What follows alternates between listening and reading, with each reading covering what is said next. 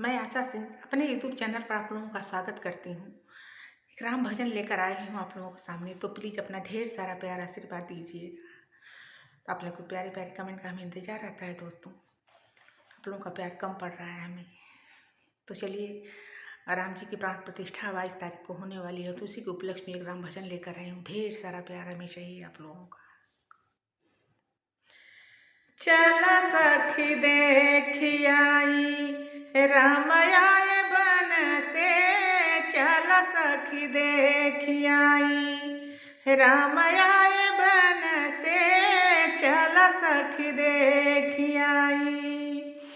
जब श्री राम बगीचा में पहुँचे रामा, जब श्री राम बगीचा में पहुँचे रामा, अरे सूखल पेड़ावा लद गए फल से, चल सखी देखी आई राम आए बन से, चल सखी देखी आई। अरे सूखल पेड़ावा लद गए फल से, चल सखी देखी आई राम आए बन से, चल सखी देखी आई।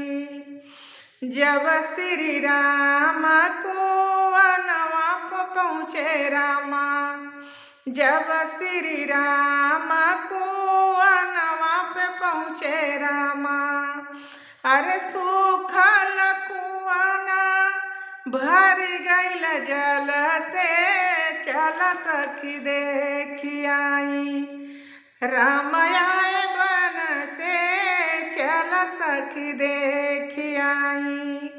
सूखल कुआना भर गईल जल से, चल सखी देखी आई राम आए बन से, चल सखी देखी आई। जब श्री राम माता जी लगे पहुँचे रामा, जब श्री राम माता लगे पहुँचे रामा, सूखल नयनवा भरया सुवन से, चल सखी देखी आई राम आए बन से, चल सखी देखी आई। सूखल नयनवा भर गया सुवन से, चल सखी देखी आई राम आए बन से, चल सखी देखी आई।